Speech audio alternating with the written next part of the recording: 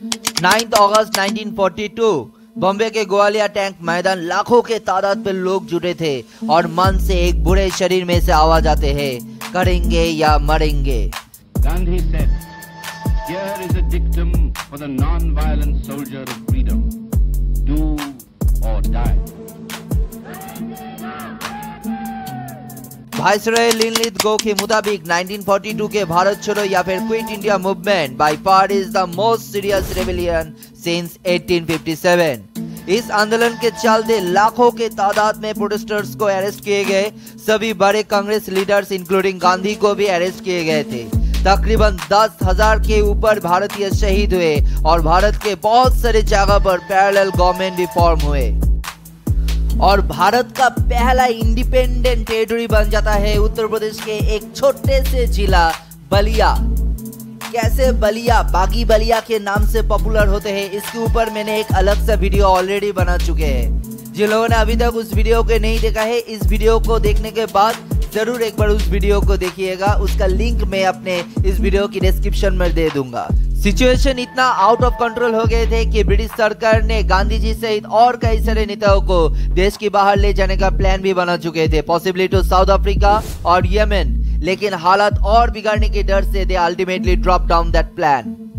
सिर्फ हाथों में एक लाठी और मुंह में अहिंसा के बोली के साथ गांधी जी ने पूरी देश को एकजुट किए थे और आज आजादी के बाद हम सभी लोग गांधी जी को फादर ऑफ द नेशन के टाइटल से सम्मानित करते हैं।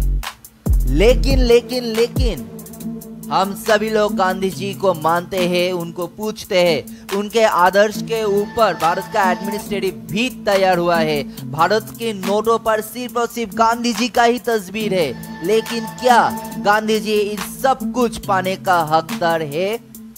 क्या गांधी जी सच्ची में एक हीरोइक फिगर थे या फिर उसके इस हीरोइज्म के पीछे था एक विलेनियस पर्सनालिटी? आज इस वीडियो पर हम लोग जानने की कोशिश करेंगे, इसलिए इस वीडियो को एंड तक जरूर देखिएगा। और जिन लोगों ने अभी तक इस चैनल को सब्सक्राइब नहीं किया है, जल्द से जल्द इस चैनल को सब्सक्राइब कर दीजिए और साइड में जो बेल आइकन है उसको भी क्लिक कर दीजिए, ताकि इस चैनल पर अपलोड किए जाने पर हर एक नोटिफिकेशन जल्द से जल्द आप लोगों तक पहुंच जाए। क्योंकि एज आई ऑलवेज से, इस चैनल में टाइम टू टाइम एक के बाद एक इंटरेस्टिंग टॉपिक के ऊपर वीडियो आते रहेंगे। 2 अक्टूबर 1869 गुजरात के पोरबंदर में एक गुजराती हिंदू मोद बनिया फैमिली में मोहनदास करमचंद गांधी का जन्म होता है। बेसिक एजुकेशन गुजरात में करने के बाद अपने भाई के साथ गांधी लंदन जाते हैं लॉ पढ़ने के लिए। इन जून 1891 at the age of 22 Gandhi became called to the bar. Called to the bar मतलब to get license of soliciting on behalf of a party in the courtroom। बाद में इसको बैरिस्टर बोला जाता था। In 1893, a Muslim merchant in Kathiawar named Dada Abdullah contacted Gandhi. Abdullah owned a large successful shipping business in South Africa. और उनके एक distant cousin जो कि जोहान्सबर्ग में रहते थे, उनको एक लॉयर चाहिए था, specially someone from Kathiawari heritage. Gandhi inquired about his pay for the work.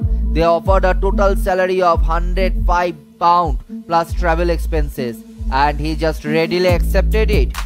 और यही साउथ अफ्रीका जाना गांधी जी के लाइफ का टर्निंग पॉइंट बन जाते हैं। साउथ अफ्रीका में जाने के बाद गांधी जी देखते हैं कि उस देश में किस तरह से स्किन कलर को लेकर एक वायलेंट रेसिज्म था, जिसका सामना उनको भी कई बार करना पड़ा था। इन 1906 ट्रांसवाल गवर्नमेंट ने कॉलोनी के इंडियन और चाइनीज पॉपुलेशन के लिए एक स्ट्रिक्ट एक्ट लागू करते हैं। 11 सितंबर 1906 जोहान्सबर्ग में एक मास प्रोटेस्ट होते हैं, जिसको स्वयं गांधी जी लीड कर रहे थे। और उसी जगह पर गांधी जी ने पहली बार सत्याग्रह आंदोलन का इंट्रोड्यूस किया और देखते ही देखते मोहनदास करमचंद गांधी बन जाते हैं महात्मा गांधी। महात्मा गांधी के जाने के ऊपर डिटेल बातें किसी और दिन करेंगे, लेकिन आज इस वीडियो में चलिए फोकस करते हैं, क्या गांधी सच्ची में एक हीरो थे या फिर एक villain? Be the change that you wish to see in the world। Gandhi ji सीधे बोला ही नहीं था, बल्कि इसको सच करके भी दिखाए थे। गांधी के देश के प्रति अनेक कंट्रीब्यूशन में से सबसे बड़ा जो था वो था अहिंसा का वार्ता देश भर में फैलाना, जो कि सिर्फ भारत देश में ही सीमाबद्ध नहीं रहे, बल्कि पूरी विश्व ने अहिंसा का ताकत को समझा और उसको कई हद तक अपनाया भी। इसी वजह से हर साल गांधी जयंती यानी कि 2 अक्टूबर को international day of non violence मनाया जाते हैं।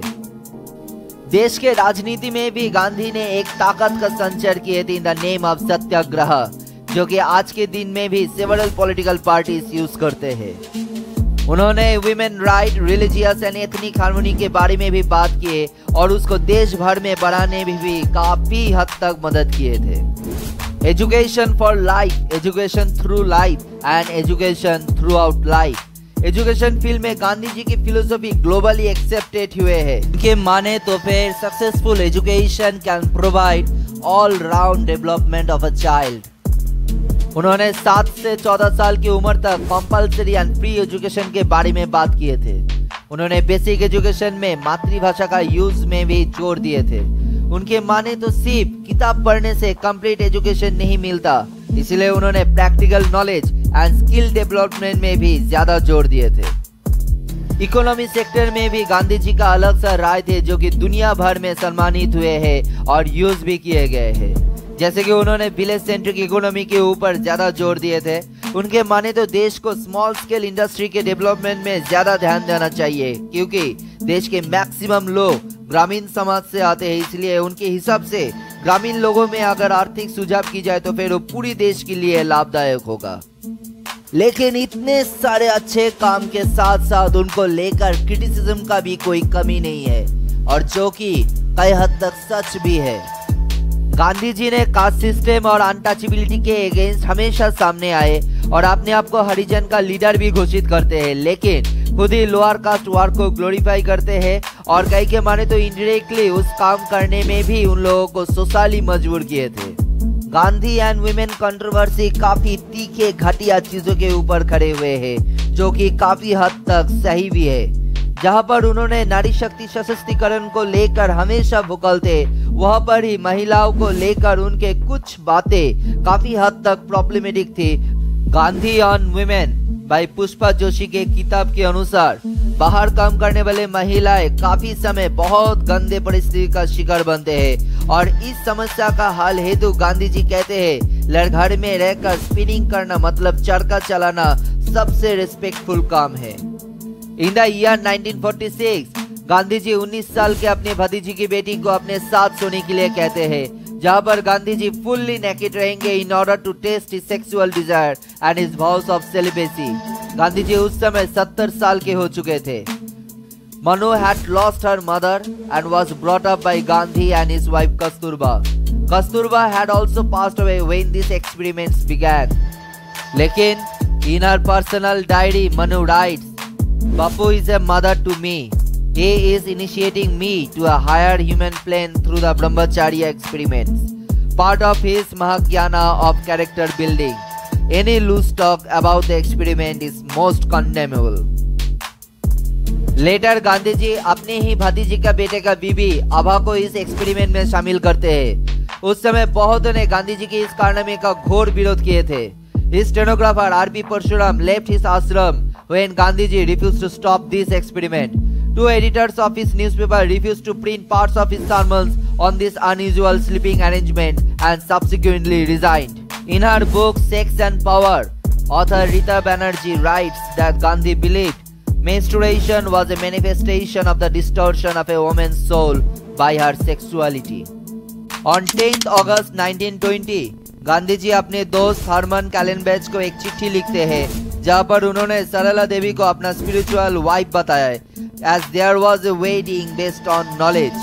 In 1903 जब गांधी जी साउथ अफ्रीका पर थे, तब उन्होंने लिखते हैं कि white people should be the predominated race, and he also writes that black people they are the troublesome, very dirty and live like animals. Gandhi ji के बायोग्राफर रामचंद्र गुह खुद कहते हैं, there is no way around it. Gandhi was a racist early in his life. Gandhi, as a young man, went with the ideas of his culture and his time. He thought in his 20s that Europeans are the most civilized, Indians were almost as civilized, and Africans were uncivilized. और इसके अलावा भगत सिंह के फांसी को लेकर गांधी जी का controversial stand and in सब कुछ काफी आलोचित हुए हैं। अब आप लोग ही बताइए कि गांधी जी को आप लोग किस नज़र से देखते हैं, एक हीरो की तौर पर देखते हैं या फिर एक विलेन की तौर पर देखते हैं। नीचे कमेंट बॉक्स पर ज़रूर बताइए। और अगर आप मुझसे मेरी राय जानना चाहते हैं तो फिर मैं कहूँगा कि गांधी जी का एज ए पर्सन मैं अगर बहुत बड़ा फैन ना भी हूँ, लेकिन उसका विचारधारा, उनकी फिलोसफी, उनके आइडियलिज्म का मैं बिग फैन हूँ।